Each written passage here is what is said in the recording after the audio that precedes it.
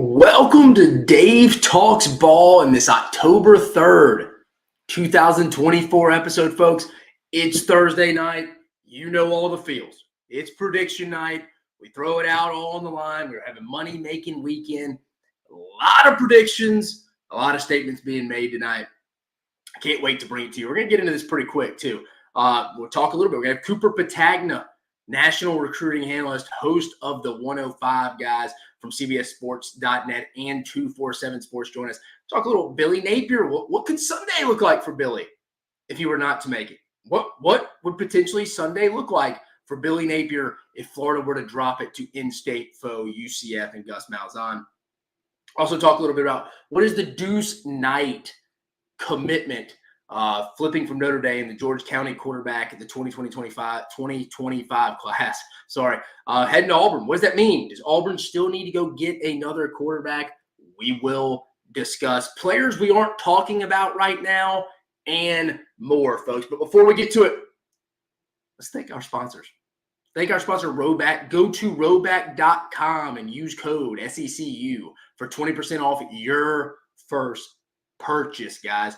I mean, I see ads all the time from people wearing Roback stuff. I highly encourage you to go use any of the stuff, any of the gear they're making. I mean, they got, I think, every college team in the SEC, really in the country. For whatever reason, you're not an SEC fan listening to this. But no, I highly encourage you to go check out our guys at Roback. Again, guys, use code SECU for 20% off your first purchase. But let's get right to it, guys. Let's get right to it. We got Cooper joining us probably the bottom of the hour, around 8:30 Central, 9:30 Eastern. But let's get right to the first one, guys. Missouri at Texas A&M, 12 p.m. Eastern on ABC. A&M favored by 2.5. The point total here is 48.5. Set the tone for you here, folks. I said back in the summer, I thought this was the most underrated game of the season heading in, or in the SEC season at least, and I think even nationally heading in. I mean, I don't know why it wasn't talked about more, especially when you went and looked at the schedule. Now, Missouri's schedule, they roll in 4-0, 1-0 in SEC play. It was a little tougher than we thought. Boston College with Bill O'Brien in the first year, Thomas Castellanos then a little better. Vandy with Diego Pavia in them, much better. But for both teams, massive springboard game here for both teams, folks. Just take a look at both their schedules. Just take a look at both their schedules across the board. I'm about to read it. So, after A&M, Missouri has at UMass, again, whoever the hell scheduled that one, Auburn at home, at Alabama, bye week, Oklahoma, at South Carolina, at Mississippi State, and Arkansas. You win this, and again, 10-2 doesn't automatically get the Tigers in because of the strength of schedule. You win this, you feel pretty good. And I've been saying that back in the summer. You feel good about UMass, feel good about Auburn at home. It's an SEC game, but it is what it is. At Alabama, you could afford to drop that one. Oklahoma, at South Carolina could be tough. They're due to beat you. At Mississippi State, I think the worst team in the league. They should handle that. And then Arkansas. I mean, if they win this game, I see no less than 10-2 for the Tigers. For the Aggies, they win this. They come in already at, 4-1. They win this. They get a bye. Then they go at Mississippi State, host LSU, at South Carolina, New Mexico State at home, at Auburn and Texas. I mean, they're probably rolling into the month of November with a chance to play themselves in the playoffs. This is a massive game, folks. That's kind of the point of what I'm bringing. The winner is going to be feeling really good about their playoff chances heading into the month of November. 10-2 will be real. Now, speaking of storylines for both teams, starting with Texas A&M, what's the deal with the quarterback position? I know Mike Elko keeps saying it's a game-time decision each week. Connor Whitman didn't practice at all last week, was doing rehab. Seems to be getting a little better this week from talking to people over there, practicing, getting some reps for the ones. Who knows? I lean they go with Marcel Reed. I mean, you saw Eli Drinkwitz kind of said he thought it was semantics, them talking about that. I think Marcel Reed, too. Also, Missouri may have a little bit of a mole inside, folks. And Marcel Reed's sister works in the on-campus recruiting department there. They kind of kept her out of things. Eli Drinkwitz admitted that. You know who he got that from. Gus Malzahn, folks. Worked for the guy twice. He didn't let a Georgia GA go out to practice. And GAs are limited. You can only have 4. They help with a ton. Wouldn't let him out at practice because he played at Georgia the week of the Georgia game at Auburn. Take that for what is may. Who did Eli Drinkwitz learn from? Who's his mentor? Gus Malzahn. But again, I expect to see Marcel Reed. Eli Drinkwitz obviously feels the same. But for Missouri, how do they respond heading into the first road game of the 2024 season? That's something to keep an eye on. And some say Missouri has been a little underwhelming in 24. I don't really subscribe to that. I think Missouri's a little bit what I thought. I mean, I think the only thing that's a little wild is the defense has been better than I thought, and the offense has left some meat on the bone, probably specifically Brady Cook. The springboard game across the board, though, for both these teams. Again, I don't feel any different about Missouri. Like I said, I think the Missouri defense is a little better than I thought. I think the offense, from an explosive play standpoint, could be better. But this game reminds me of the K-State game, Kansas State game. The Harrison Mevis 61-yarder as time expires. Reminds me of that. That springboarded Missouri to their Cotton Bowl victory over Ohio State, in my opinion. Only ranked matchup of the weekend. What happens? You got Luther Burden. You got Theo Weiss, Mookie Cooper, Brady Cook. They're all going to get that attention. But this game's going to come down to that Missouri offensive line, folks. This A&M defensive line, really talented, athletic. I mean, we know about the Shamar Turner, Shamar Stewart, Albert Regis, Nick Scorton. It's a talented group across the board, folks. Can guys like Armand Mimbo, the right tackle for Missouri, center Connor Tollison, and this Missouri outside zone blocking scheme take advantage of a Texas A&M defense that likes to get north? They don't like to really play laterally. It kind of what's the right word here? Kind of negates a little bit of their overall ability if you can get them sideways. It makes them get discipline in their gaps there. That'll be interesting. Can they hold up against this zone blocking scheme that Missouri loves to run? I actually think the duo of Nate Noel and Marcus Carroll, the two transfers, as a unit, those two, the duo is better than just Cody Schrader by himself. I don't even know how that's arguable. And I know Cody Schrader led the league in rushing last year, but Marcus Carroll gets a lot of yards after contact. Nate Noel, the slasher that can find holes in the backside and explode through them. Perfect fit for the outside zone scheme. Now, for A&M, can they hold up against the run? Can they be disciplined against this scheme? The Aggies are currently allowing 69% per carry rushing averages to FBS teams. So they're allowing 69% of teams' average rushing yards. This means that if you come into the game rushing for about 5 yards per carry, A&M will more than likely hold you to about 3.5.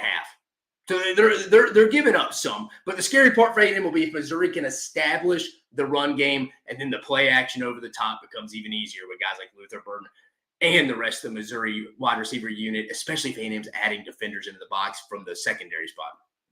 And then on the other side, Marcel Reed, he's going to have to be better in the passing game. He's taking care of the football, and he's winning football games. They're +6 in their 2 SEC games against Florida and Arkansas. But against Missouri, Texas A&M, I think, will have to have some kind of passing game to ultimately win, in my opinion.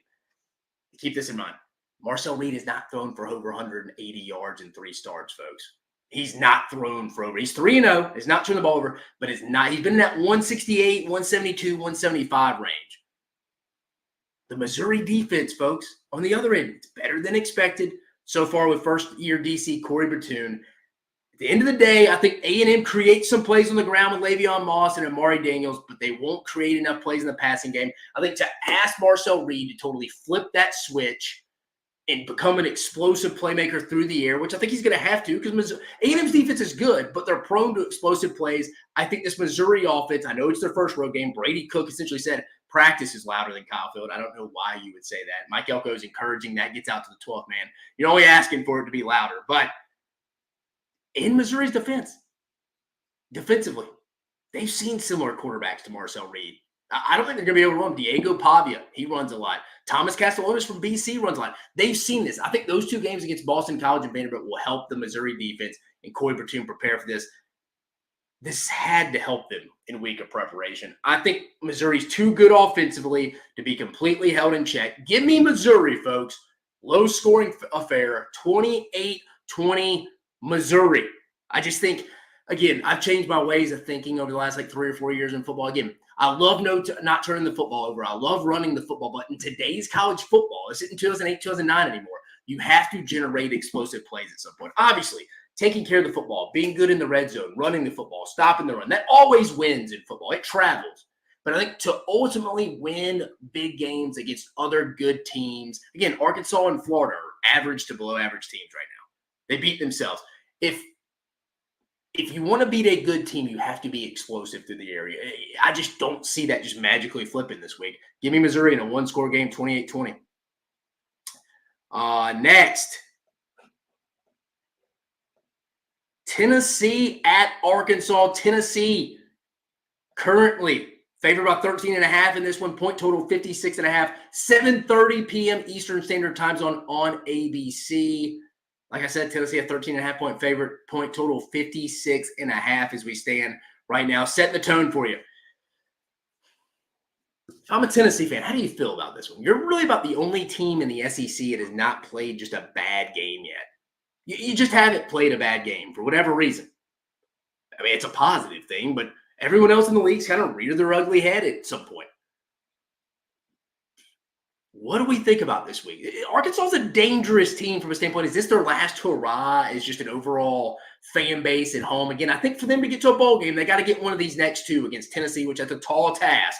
And then LSU, because Arkansas goes on a bye week, and they get LSU the week after LSU plays Ole Miss. So it sets up nicely for Arkansas. But specifically to this one, coming off a bye week, I think Tennessee's locked in. This seems like a very mature Tennessee team. And I think 8 times out of 10, Tennessee wins this game. But for some reason, dude, I just think Arkansas plays well. Again, most teams don't play well every weekend, folks. They don't bring their A game. Tennessee certainly could. I just don't know. I mean, Arkansas is one of the more Jekyll and Hyde teams. Sometimes they look good. Sometimes you're like, man, that's a dangerous team right there. And they just go beat themselves. I mean, me and Chris Phillips. We were at the Arkansas Auburn game. They won by 10. Felt like it could have been worse. Probably should have won the Oklahoma State game and had chances in the fourth quarter to beat A&M. They could be 5-0. Again, Tennessee's the better team. Don't get me wrong here, folks. But it will be interesting to see are we getting good Taylor Green or bad Taylor Green? Bad Taylor Green. Tennessee covers this 13.5 with no problem. It doesn't even look bad, guys. They don't even look bad. Again, the improvement of the entire Tennessee team is that defensive front. What does Bobby Petrino scheme up in this one, folks? It's kind of like, what's the mindset this week? That's kind of where I'm at on this one. I don't know. It seems like a game that you feel you're a little worried. You got to be if you're Tennessee, because you're not. I mean, again, Tennessee's on the upswing. They're playing well. Josh Heupel has the program rolling. But they're not to the point yet where they can overlook this kind of game.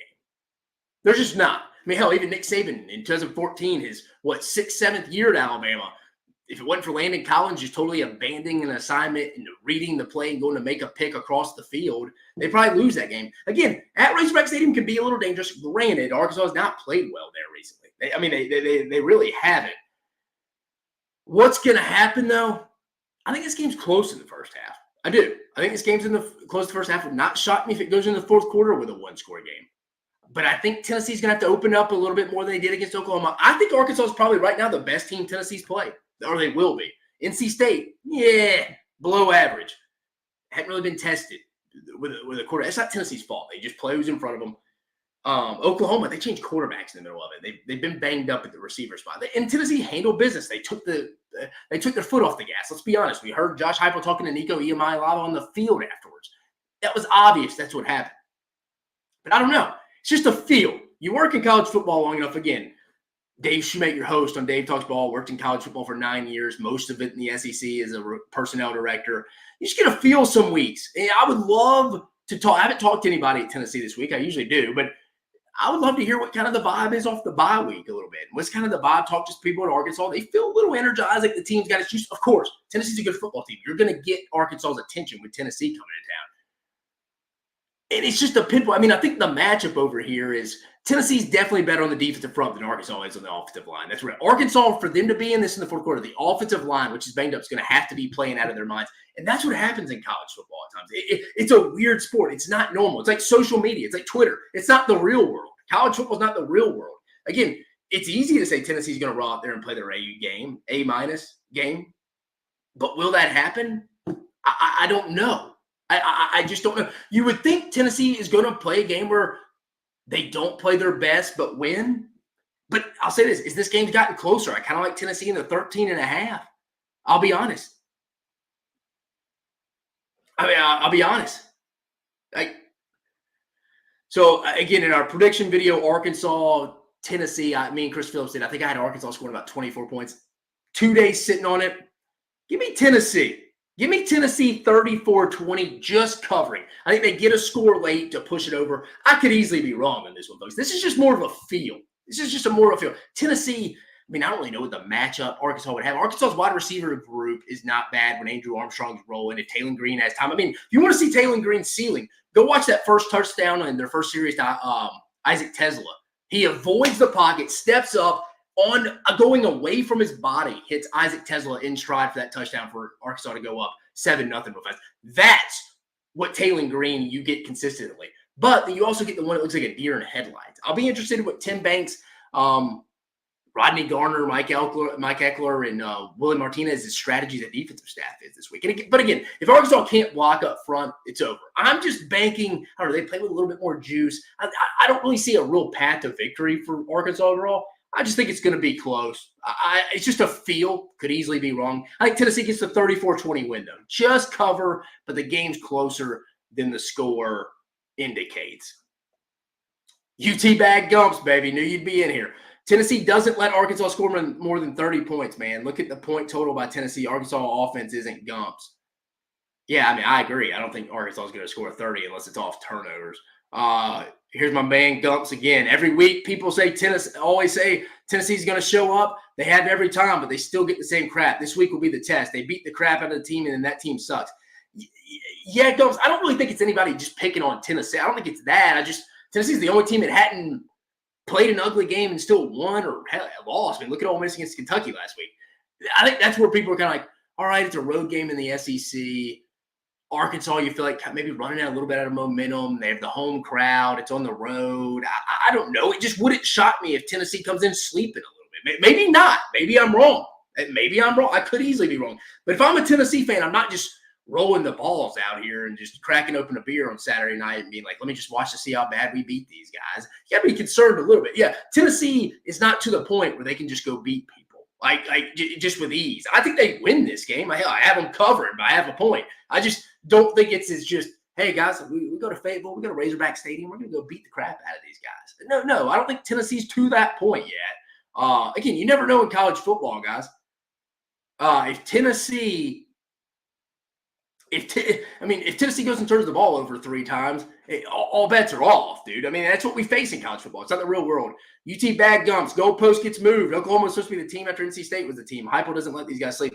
Yeah, that wasn't me, brother. I thought the NC State game would be 42-17, about what it was, and I thought Tennessee would beat Oklahoma.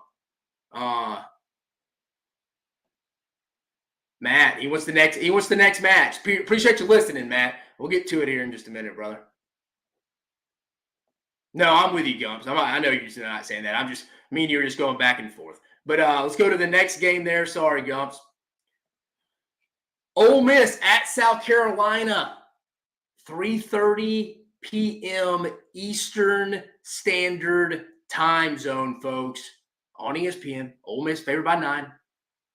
53.5 point total. Set the tone for you. Ole Miss fans did not expect to be heading into a must-win matchup this Saturday in Cola.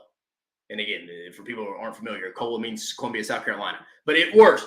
This was a look-ahead game next week to the matchup in Baton Rouge heading into this one. That's what most Ole Miss fans were concerned about. No, I mean, this is a legit game that Ole Miss can go and lose.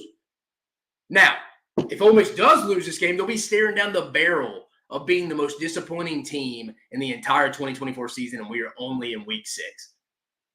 Now, for South Carolina, coming off a bye week, you have another big opportunity in your house once again right in front of you. It felt like you left the LSU game on the table, could have won that one. You win, 8 wins is a real possibility on Saturday. Can you take advantage, South Carolina? Now, big question mark. What's the health of Lenore Sellers and Rocket Sanders? That'll be key. I do think South Carolina has a matchup advantage, though, on the other side of the football. Their defensive line versus the Ole Miss offensive line. Now, I think the South Carolina defensive line is different than the Kentucky defensive line. Kentucky's more power, 2-gap, or South Carolina's going to pin their ears back with guys like Dylan Stewart and Kyle Kennard. The South Carolina defense should be able to handle its own, though, but can the offense generate enough explosive plays versus a good Ole Miss defense? But what is going to happen, folks? If I'm Shane Beamer, I would have wished Ole Miss would have won that game against Kentucky and won it big in a perfect world, for being honest. But first and foremost, what is the real health of the 2 mentioned players in Lenore Sellers and Rocket Sanders? If they can't really go, if Lenore Sellers' ankles still go in, you have a hard time seeing them win this game because it's going to be about generating some offense. You're not just going to keep Ole Miss in check, I don't think. Now, on the other side, I just don't see Ole Miss coming out and playing that bad again. I mean, they can't. The playoffs start this week for them, if we're being honest. It's the first round of a playoff game. I think you see Ole Miss take advantage of an aggressive, finesse defensive line of South Carolina with Kyle Kennard and Dylan Stewart. Expect some screens. I would expect some design runs with Jackson Dart. I think it's about time you see that. However, Ole Miss is banged up on the offensive line and really need to fix the center position. Reese McIntyre has not been getting it done, struggled last week. Now, I know, granted, he was going against Deion Walker, but yeah, maybe give the Southern Miss transfer Jaquan Scott an opportunity. Now, for Ole Miss's defense, I think Pete Golden's defense is still improved, and they have an advantage over the South Carolina offense across the board. They only gave up 93 yards rushing, and if it weren't for the 4th and 7, 63-yard completion, they hold Kentucky to under 200 yards passing. So it wasn't like they were bad last week on defense. They just gave up key penalties late in that first half to Trey Amos, ultimately to give Kentucky the lead with that Dane Key touchdown to give them momentum going into half. That's really where they were bad at. But where does South Carolina generate that consistent offense? Let's be honest. Sellers are right. Sanders are probably not fully healthy. Granted, most players aren't at this point after your first practice. But those are the playmakers as of now. If those guys are gone, I just don't see a lot of wins. No one really scares you on the outside. Mazio Bennett, Jared Brown, Josh Simon, who I like at the tight end spot, he can be a threat. Is Van Jacobs the guy, the Florida State transfer? Who are the outside weapons? Because Ole Miss's secondary is really penalized. But I do like how physical and aggressive they can be. I can live with some pass interference calls. I like the improvement in them. I think South Carolina's defense thrives early, but Ole Miss is too much. Give me Ole Miss. Some people aren't going to like this. 34-20. I think Ole Miss covers. The line's 9.5. I think they win by 14. Matt, he says this will be an upset for South Carolina Gamecocks against the Ole Miss Rebels. 21-9, South Carolina Gamecocks worth a try. I mean, yeah, it'd be one of the least surprising things. Wouldn't shock me if South Carolina won this game. It's more, I don't think Ole Miss plays bad back-to-back weeks. Again, it's very similar to LSU having to go into Columbia a couple weeks ago, having to win this game. It's very similar. Their backs were against the wall. They had to come back, win this game. I think Ole Miss is kind of in the same boat, dude. They lose this, be some pissed off people in Oxford. But moving along, again, I like Ole Miss double digits, guys. It's just a feel. I don't see them playing bad back-to-back weeks about that. I don't think South Carolina is going to be explosive enough on offense, folks. Next one, Auburn, Georgia. Auburn, Georgia, 3:30 p.m. Eastern Standard Time Zone on ABC. Georgia favored by 24, point total 52.5, setting the tone for you. The last time Auburn won in Sanford Stadium. Woo! It's probably about November of 2005. Your boy was a sophomore in high school. I actually remember Brandon Cox. I had to go look it up, but I do remember where I was. I was in Madison, Mississippi, coming back from the Alabama-Ole Miss game. Brandon Cox to Devin Aromashadu to set up a field goal for, who was it, Rob Vaughn, I think was the kicker's name for Auburn. I say kid, the guy's older than me. Had to kick the field goal to beat Georgia. Auburn ended up winning that game by 1. That's the last time. That is the last time Auburn won at Sanford Stadium. I don't think that changes this week, but I'm also not sold Georgia just completely covers either. Auburn isn't a good football team. Let's call it what it is. Don't get me wrong. They're not. But imagine if they just cut those turnovers just in half. Just in half. I mean, 15 turnovers in 5 games. That's hard to do. That's hard to do. And they're critical as well. I mean, if you just run the football at 3rd and 4 last week from about your own 45 and you just punt, pin Michael Hawkins then back, you probably win the game. The only thing it couldn't have happened is you throw an interception to Kip Lewis. That's the only thing it couldn't happen. It happened. Damari Alston against Arkansas fumbles into the end zone right before the half. They're about to tie it. Can't happen. It happens. What can't happen has happened for Auburn so far. That's been the tale of the 2024 Tigers so far. Now to Georgia. How do they respond after an emotional game in Tuscaloosa from last week? Can Georgia start fast on offense? That's the key. Can they start? Their first half offensive production has not been good. 6 points against Clemson in the first half, 3 against Kentucky, and 7 against Alabama. Tennessee Tech does not count. In those 3 matchups against 2 conference foes and Clemson from the ACC, you've in total put together 16 points in the first half. That's not going to get it done against good teams. You may even survive this week against Auburn and next week against Mississippi State. But Mike, Bobo, Carson Beck have to get better starts. What's going to happen? I'll actually be in attendance for this one. My wife wanted to go to one college football game this year. I have no idea why it was this one, but we'll be there. We'll be there for the South's oldest rivalry. Let's pay attention to how aggressive Mike, Bobo, and Georgia's offense will be, though. If Georgia can get up 14, 17, nothing right off the bat, get some momentum, it's going to put Auburn in a rough spot. You'll probably continue to see more turnovers to add on to that 15 spot at that point. But Auburn hadn't also had, if you really go look at the numbers, they haven't been terrible on offense. It's just the turnover. 482 yards last week. I know I like Oklahoma's defense. Granted, they were without 12 starters, but still, you put up 482 yards. I didn't think Peyton Thorne was really that bad outside of the last play. I mean, it really wasn't. But I do expect Auburn to have some nice plays. Hugh Freeze knows that Kirby Smart defense, Nick Saban defense. There's holes in that defense. Hugh Freeze knows those holes. He does. And to be fair to him, I think he puts too much blame on other people at times. He does. But I think he also is a very good schemer against certain defensive schemes. This is one of them. Now, Kirby and them have adjusted their scheme a little bit, but still, there's going to be holes. There are going to be plays to have through scheme Monday through Thursday. But the thing we don't know is how fired up is Georgia going to be into this one. Are they still licking their wounds? Are they coming in with that assassin-type situation, with that mindset?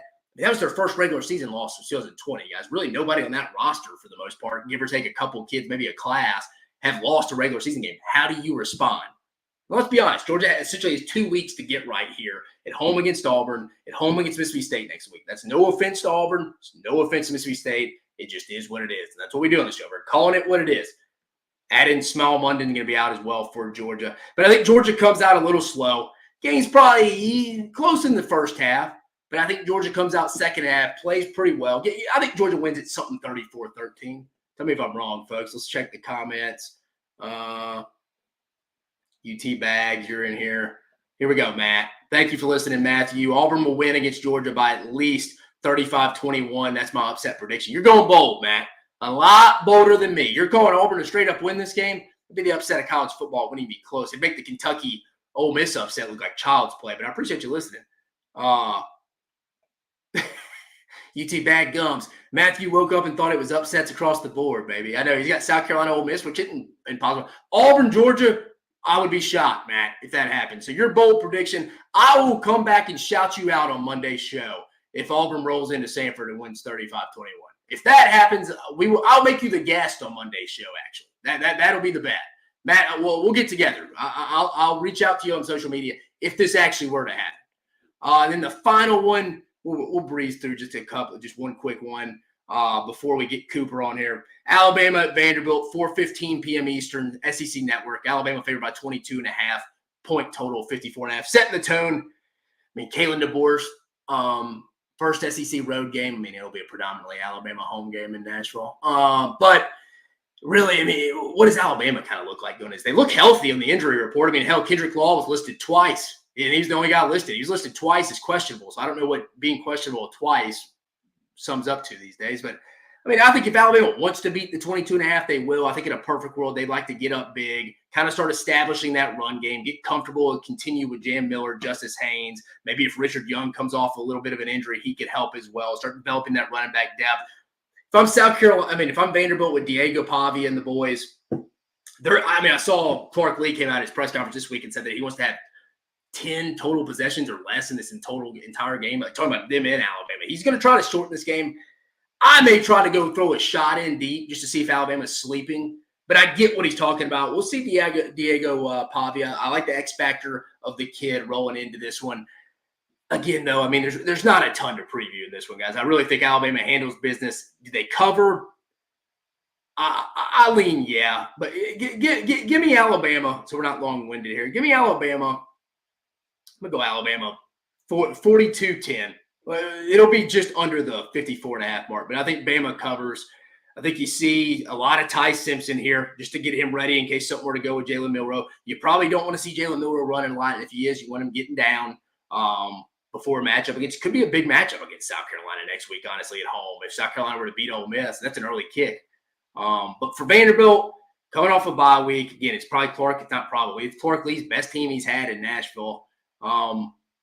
Overall, though, man, it's a good game for Alabama to have right after the Georgia game. I think Alabama, it may not be pretty all the time. Maybe start off a little slow. And again, this will test Kalen DeBoer because that's where Nick Saban and them were great. It was only a faceless opponent. It's a faceless opponent. Is Vanderbilt that faceless opponent? We saw Josh Chapman, their director of player development, threw all the rat traps and stuff all in their facility this week. So it's in their head. I saw somebody posted a video of Alabama playing Vanderbilt beating Virginia Tech in week 1. So they have it in their head. They're training them right. But at the end of the day, we're dealing with 18 to 22-year-olds. When they get to Nashville, what will that mindset be like? I do like Bama, though,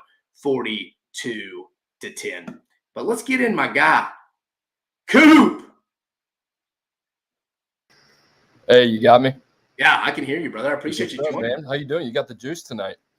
Dude, I had a well, here you go. That's why I figured. Wife and baby are sleeping at the in-laws tonight. Your boy's just having a hell of a night. And I appreciate you joining us, guys. But for people who don't know, my buddy here, longtime buddy, 247 Sports, Cooper Petagna, recruiting analyst. Go give him the follow at C Petagna, Petagna 247. Coop, what's going on, brother? You're actually in the nasty right now, aren't you? I am in the nasty, getting ready for another Top 247 update next Wednesday. So, me and the crew working late night, pouring through the tape and trying to get this 2025 class right.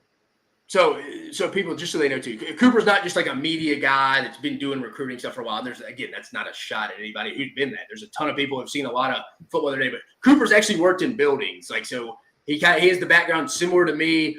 Been at bigger schools than I have. I mean, he went to school at LSU, worked at Alabama, worked at Michigan, worked at Washington with Chris Peterson. He's been around the block, one of the best evaluators I personally know. So just wanted to bring him on the show here. Let me get his banner up too before we get on here. And just bring him on and talk a little Deuce Knight, talk a little freshman that'll step up down the line here. But Coop, speaking up, so George County quarterback is actually where my grandparents live.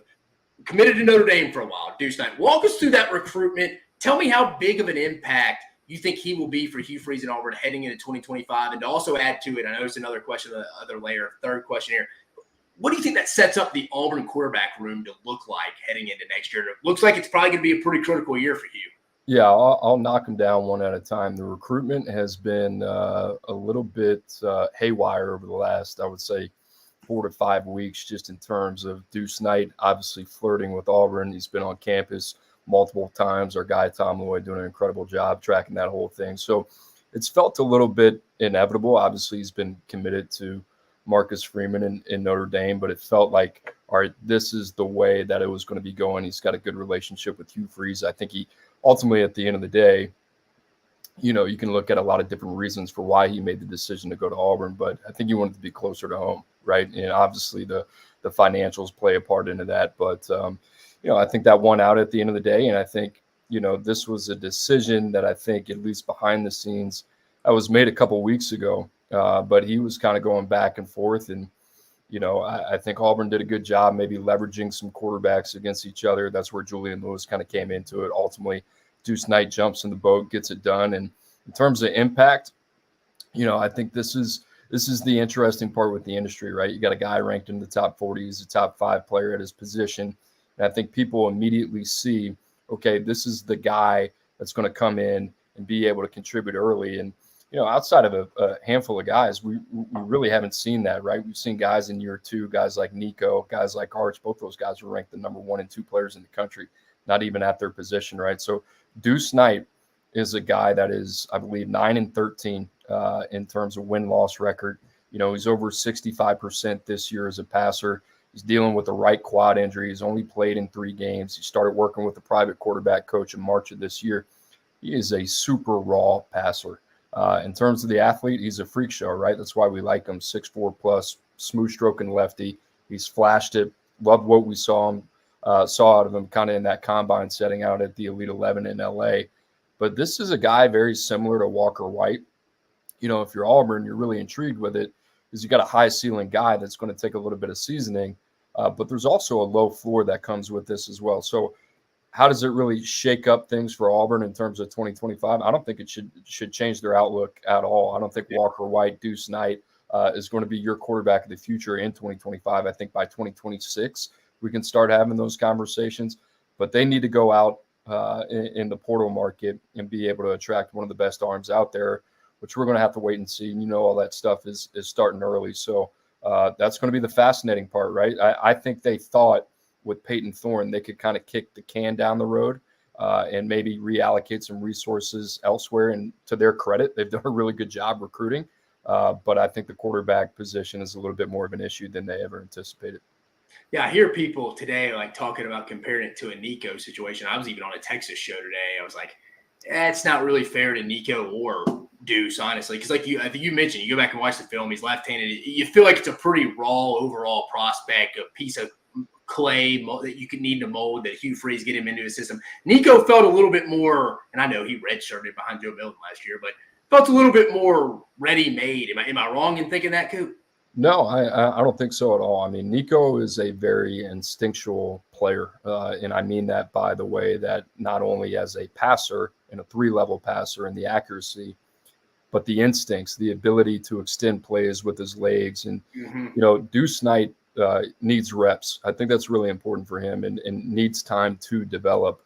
Those are things that do not come easy to him right now. There's a lot of things where you look at Deuce Knight, and it's easy to get hung up on a guy that runs in the low 4.5s and he's got a 10.4 broad and he's got a 42+ inch vert. You turn on the tape, you don't exactly see that all the time. You see flashes of it, but you don't see it consistently. So to compare Nico, who was the number 2 player in the country and really outside of Arch, I mean, you could have gone either way and sold me on it. That wouldn't have been an issue. But Deuce Knight is not in that conversation, same sentence, same breath at all. This, like I said, this is a guy that we are really more convicted on the idea of than we are the player, right? There's a lot to like with the athlete, but the player's got a long way to go. Coop, you've been doing this with, again, Cooper Petagna joining us from 247 Sports, does a phenomenal job with their rankings over there. Coop, you've been doing this. What was your first year on this side of things? 21? 21. Yep. So is it the 21 recruiting class or 22 recruiting class? 22 cycle. 22 cycle. So you have a pretty good Rolodex at this point from this side of things, from the media side of evaluation, obviously outside of the rest of the years you've worked in college football as well and had your eyes trained to watch these guys. You can kind of see the transition from the freshman standpoint here. Again, 2 questions on top of each other. What freshmen down the line do you see making an impact this season that we're currently not talking about? And do you think freshmen are more ready to go contribute sooner rather than later than they did probably back when me and you were in college or back when me and you were in high school in that like 06 to 09 range? Feels like it, right? I mean, I went on Greg McElroy and Cole Kubelik's radio show this morning. They asked the same exact question about, who are some guys that could contribute a little bit later in the season. And, are you seeing a difference in terms of the early impact? And I would say yes. And that's more just, subjective. I haven't gotten into it. I haven't really dug on it. But it feels like that, right? It feels like guys are having an impact a little bit earlier in their career. And we're going to see some guys really kind of later in the season. I think 2 guys at the linebacker position, Kingston Viliamu-Asa, Sammy Brown. Viliamu-Asa at Notre Dame, I think, is a guy that's always had a super mature game. I think Sammy Brown's always been a little bit more of an athlete. Now he's getting the reps. They need him to step in and play. And this is valuable experience for them. I think Clemson's schedule sets up well. I think on the receiver side for Clemson, TJ Moore is a name that I'm really excited about here in the second half. I think Brian Wesco too. So, I mean, you go down the list, man, and Bakwe made some plays on Saturday night. He made a big play. Yeah. And that kid didn't even really play defensive back in high school. Right? Yeah, and a dynamic kid. So you can go down the list. Luke Reynolds, Cooper Cousins at Penn State, Caden Durham's come on hot here for LSU. So we got a question here from you. Somebody, UT Bag Gumps, big Tennessee guy, is a great listener. Follows our show. He asked about your guy Mike Matthews, playing receiver coming out. What's your thoughts on him? Obviously, kind of a deeper wide receiver room. Yeah, like Mike Matthews. If Mike Matthews any other year wasn't in that generational receiving class where we had 7 receivers in the top 32, and you go down the list, and guys like Jeremiah Smith and Cam Coleman and Ryan Williams, TJ Moore, Ryan Wingo, right? Terry Bussey, all those guys, Gatlin Bear, who's at Oregon. I mean, just freak show. Mike Matthews was one of those guys that, we had considering that conversation for quite some time. But, Tennessee's in a good spot, embarrassment of riches. They can kind of bring him along kind of on their own timeline, but I wouldn't be surprised if they try to get him a little bit more active here in the second half of this season. And I love Jordan Ross. I've watched his snaps from the first 3 games of the season. Huge fan of him. I know they love him in Tennessee. He's bigger, more physical than what they thought. And they've done a tremendous job on their defensive line. So now they have the luxury of just kind of letting these guys develop on their own timeline. Coop, two more questions. Again, guys, Cooper Petagna joining us from 247 Sports, longtime college football personnel guy like myself, now works on the media side of things as well. Thought he'd be a great guest, especially after the Deuce Knight news. But two more questions, Coop. Again, we appreciate you, and we'll get you out of here. Has y'all's evaluation process, you and AI, you and Andrew Ivins, and any other Tom Lloyd and them who do the rankings for 247, like with the transfer portal era, I even feel like off the phone of it, meaning just privately, off the record, meaning you talk about this. Is y'all's about like, what is something that you think like 3 to 4 years ago you wouldn't have included in the evaluation process that y'all are now, essentially, if I'm putting it in layman's terms? Yeah, that's a great question. I think the biggest thing for us is really the more information that you have on a player, and it's a boring answer, but the more information that you have on a player, the more convicted you're going to be, right? And sometimes you're going to miss that way. And what I mean by that is, like, you go back, you look at James Smith from Carver. We never got to really see him live. I went, saw him down play in Montgomery.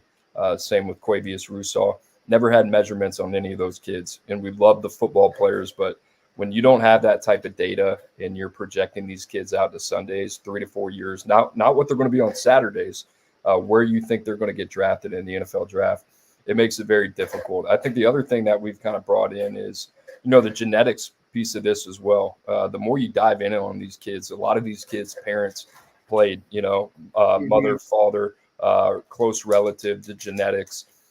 And, that says a lot about the athlete, but it says also a lot about the person and the environment that they grew up in from a competitive standpoint. Yeah. So I love that from a competitive, temperamental, and tangible standpoint. That's kind of taught us a lot. And you know how it is. It's case by case. There's a lot of different pieces to the puzzles that you have to put together. And it's a moving target, right? So there's a lot of variables that you have to navigate through. I think our bookkeeping has just become a lot better, right? We're trying to run this basically like an independent personnel department. And we've done a really good job just kind of scaling up our ability to acquire, retain, and build the profile on a player over 2 to 3 years of tracking them from their sophomore year of high school. And when you do that and you have that information, it gives you a better chance of being right at the end of the day. No, absolutely. If y'all ever in the scouting on the ranking system, have you ever thought about coming up with a grade how they would project just to Saturday instead of Sunday? I think we've talked about it. I think the hard part about the Saturday projection is it's largely subjective based on, what do you call an All-American? What do you call All-Conference? How do you split those up, right? What do you call an honorable mention? Those type of things. I think for us, the litmus test is, especially when you're talking about, the teams that met last Saturday, Georgia and Alabama, the barometer is Sunday players and that type of talent, right? That's what everybody wants to see. I think it's harder to differentiate that at the collegiate level.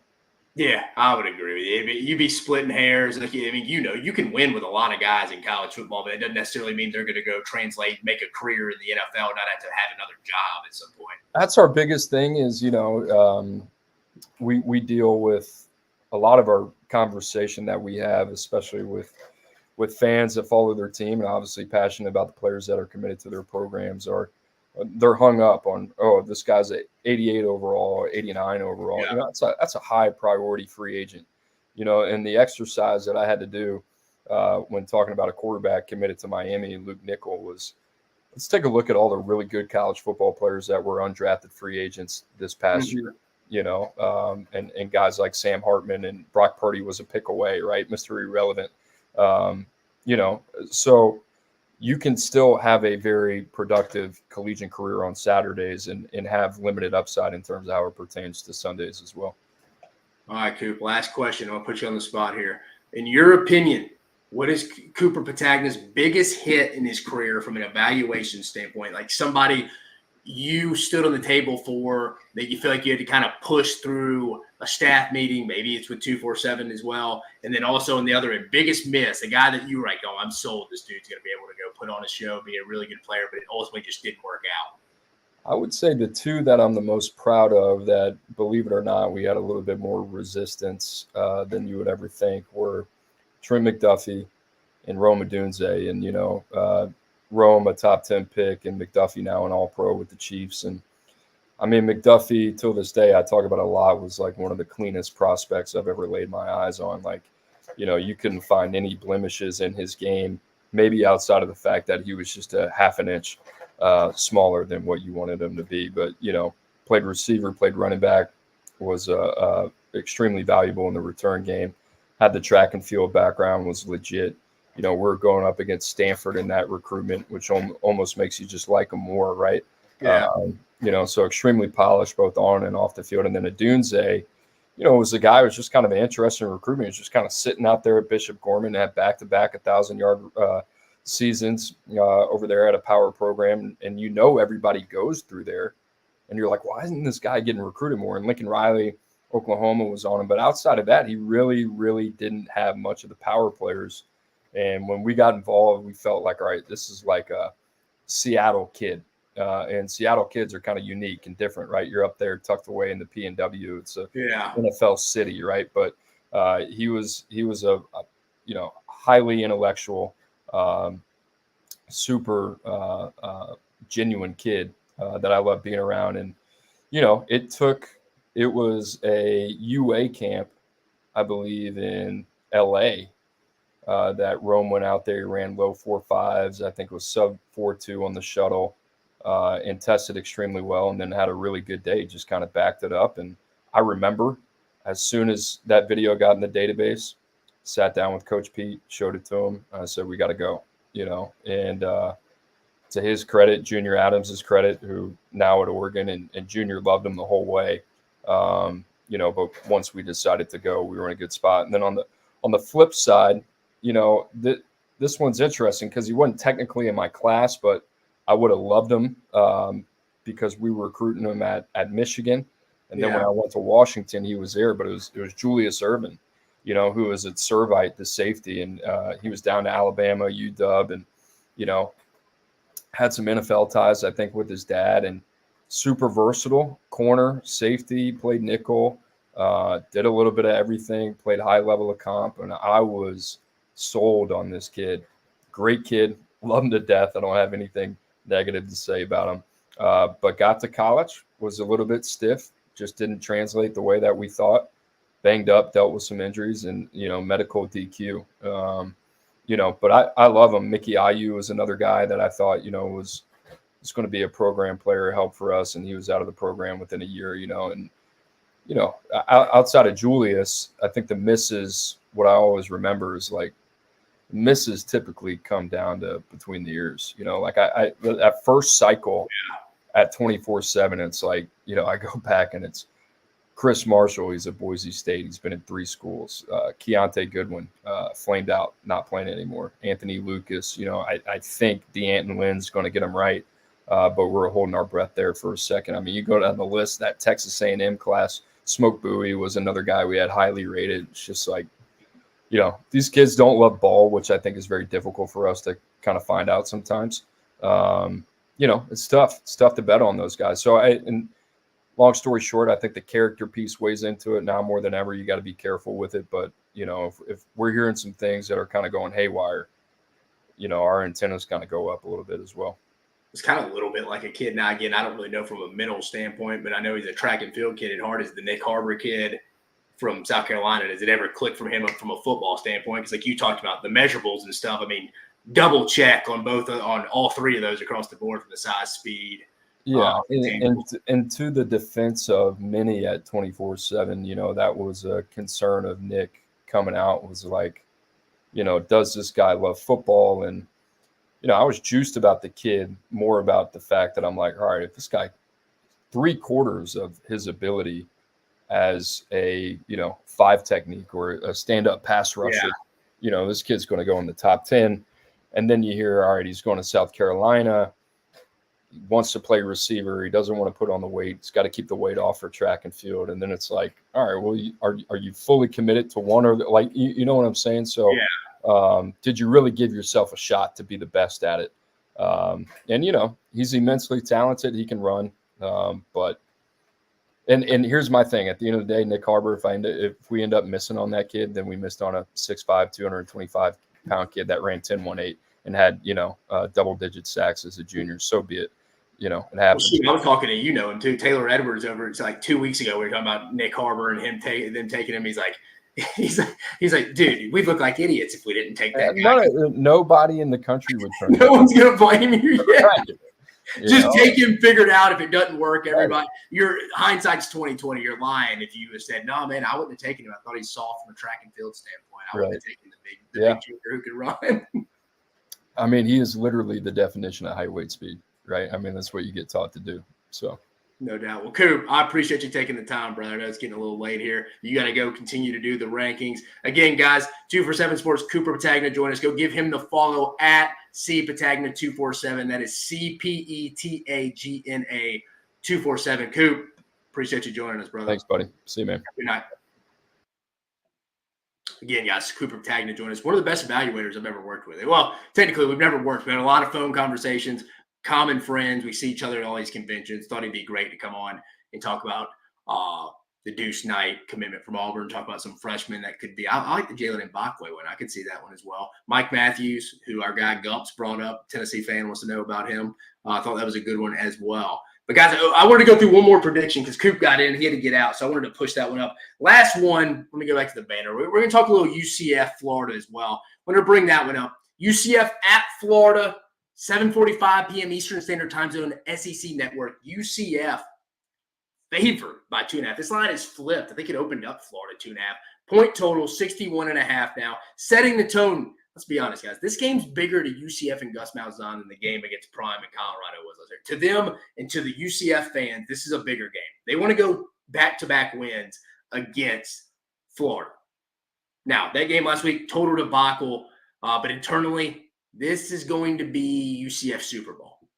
Believe me, I've worked for Gus Malzahn twice. Once at Auburn in 2016 and in 2021, my last season in college football at UCF. This is a game that he knows will potentially elevate his program more than the win over Colorado. It doesn't matter how bad Florida is. It really doesn't matter. UCF's going to travel well to this one. This is a big game. But from a Florida standpoint, where are they going to be mentally? Coming off a bye week, trip to Knoxville next week, revenge game for Tennessee. Billy Napier claims it's the best bye week he's ever had in his career. They changed some practice scripts up. What does that mean? I don't know. I'm just going back listening to his press conference. That's what he says.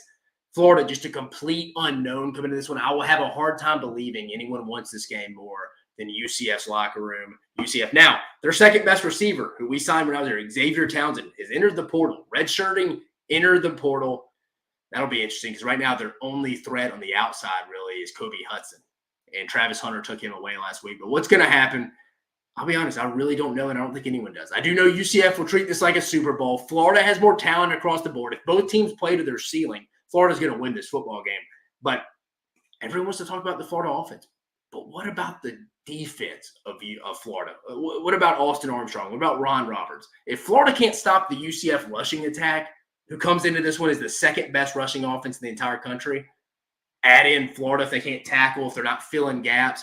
I'm telling you, Gus Malzahn really wants this game. He wants to be in the headlines. Maybe even this is the kind of game that could get him into the category of getting that Arkansas job if Sam Pittman were to get let go or if he retires at the end of the year. There's always going to be big booster people that back Gus Malzahn because he's from Arkansas. He's from the natural state. Again, massive game. I don't care how bad Florida is. This would be a big win for Gus and UCF. I actually believe both teams are going to score some points in here. Honestly, I kind of like the over in this game, the over 61.5.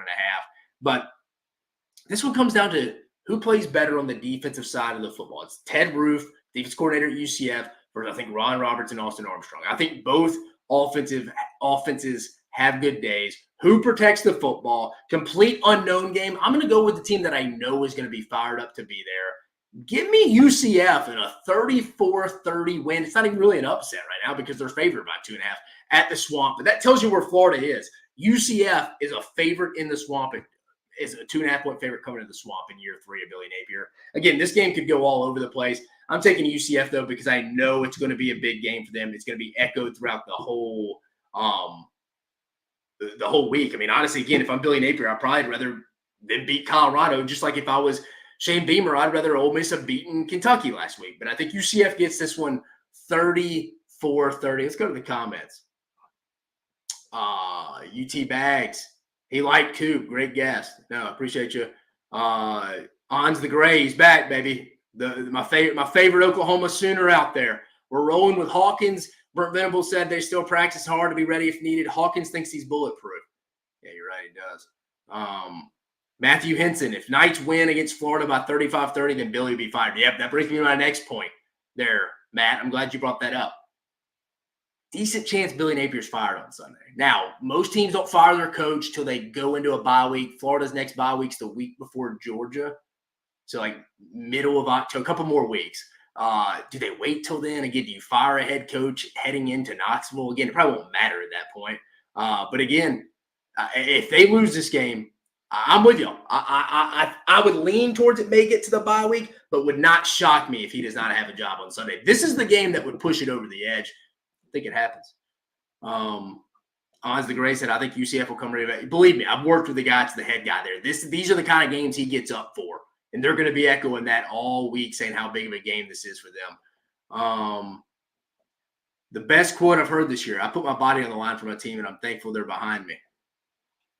Michael Hawkins on the Florida job when he beats him. Yeah, I mean, you're right, Gumps. What a crazy world. UCF is a favorite in the swamp. Yeah, in year 3. We never thought we would say that. And then finally, guys, money making weekend. I actually have my picks written down right here tonight, guys. So I'm going to read them to you. We got some pretty good ones. Let's actually have one on the board already and it's playing. Let's actually check the score. It was the Texas State one, favored by 13 against Troy. Let's see what that 38-17 with 10 minutes left. So I'm winning that one right now. So we could start off 1-0 before the sun even comes up on Friday, folks. That's what I'm talking about. We need a good bounce back weekend. We're sitting at 44% on the season. We want to be at around 55%. But that's my first one. It's too late for anyone to take that one, but that was the one I tweeted out earlier. Give me Missouri plus 2.5 as well, folks. I think Missouri wins this one. I kind of like the money line, but give me the 2.5 points. I just think explosive plays like I talked about in the preview. Scratch that one. Navy Air Force under 37.5 since 2005. I think when two military services play against each other, no one has scored. They've only scored over 35 one time.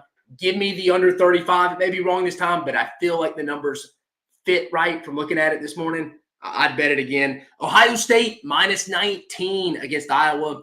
I know it's a big matchup for the trip in Eugene and Autzen Stadium against Oregon next week, but I think Ohio State puts on a show. I think they've covered the 19 against Iowa.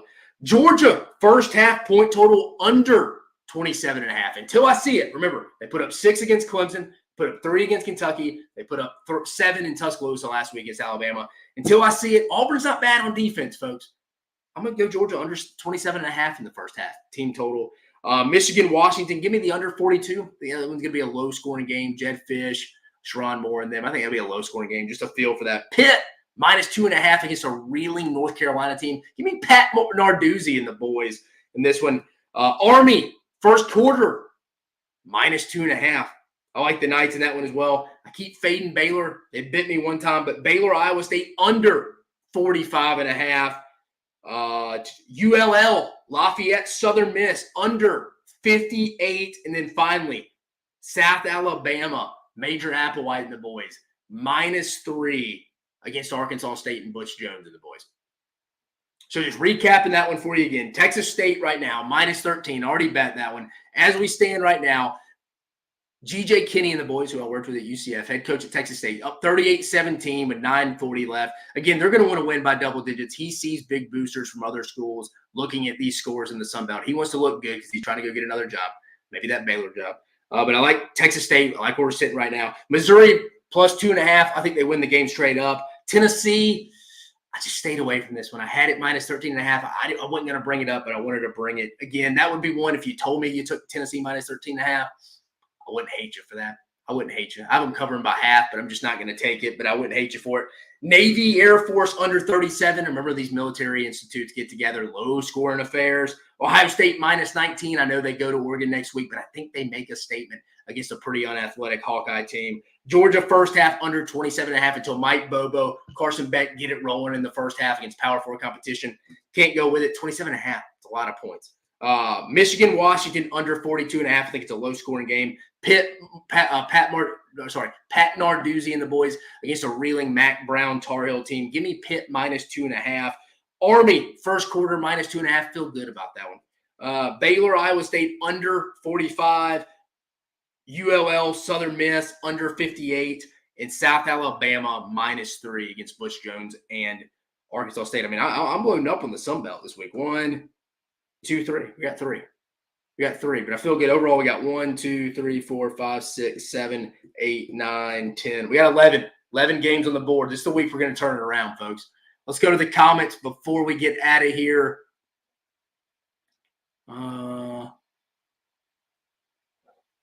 Anybody else? Power 4 still feels weird. Good luck. Really no comments in here. Matt coming here. Good luck for Texas Longhorns. Also, Missouri Tigers will be undefeated if pleased. My guy Gump says Missouri is a trash schedule. Matthew. UT Bags. Butch Jones is a tool. Assuming you're not a Red Wolf fan there. UT Bags.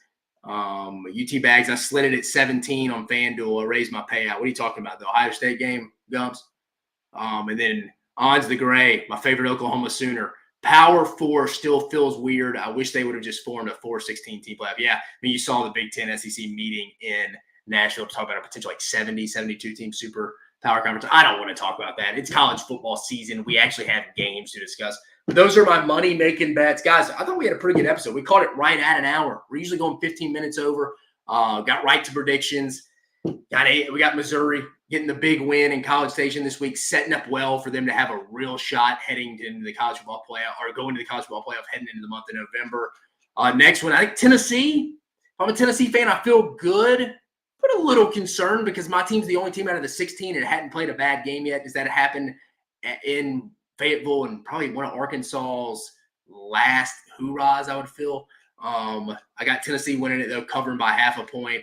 Ole Miss at South Carolina. I actually feel Ole Miss comes and gives their best shot. Ole Miss fans were not expecting to be in a must-win situation this early. They get it done, though. Their backs are against the wall. I don't think they play bad back-to-back weeks. Auburn at Georgia.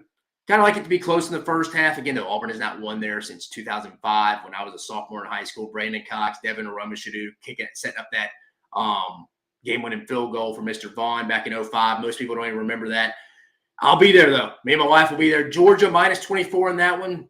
It's a lot of points to cover. I do think Georgia does get the bounce-back win, though. Again, their first game coming off a loss since 2020. Alabama at Vanderbilt. You'd like Alabama to come get an early lead, kind of get some guys rested before they head into it. Could be a big potential matchup at home next week against South Carolina, especially if South Carolina gets the dub against Ole Miss in the pretty much same time slot. Then UCF at Florida. Could be a loser-lead town game here for Billy Napier. If he loses this game, again, I think he's gone already. There's a very good chance he's gone by Sunday, and I'm doing a reaction video for you folks on Sunday talking about Florida's potential candidates heading down. UCF, I think, gets it done because they want it more. I don't know what Florida's going to be coming into. I don't care if it was the best bye week you've ever had. Give me UCF and Gus Malzahn because I know how they'll prepare that week heading into that. We had 247 recruiting analyst Cooper Petagna come in, talk impact of Deuce Knight to Auburn. I think he's going to have to be a reps guy. Auburn's still going to have to go set that market in the transfer portal. Actually, I've heard Auburn's going to have about $8-9 million invested in that 2025 roster. The guys currently on that roster, quarterback, and probably adding another running back, wide receiver, and some defensive guys from talking to people over there. Just a heads up. Some impact freshmen. He mentioned Jalen Mbakwe from Alabama in the secondary, how the evaluation process has changed. Biggest hit and misses in his career as well. Then I gave you 11 phenomenal picks on Money Making Weekend, guys. I appreciate you joining me on this episode of Dave Talks Ball. I'll see you on Monday, guys. Let's have a hell of a weekend. You have a phenomenal night.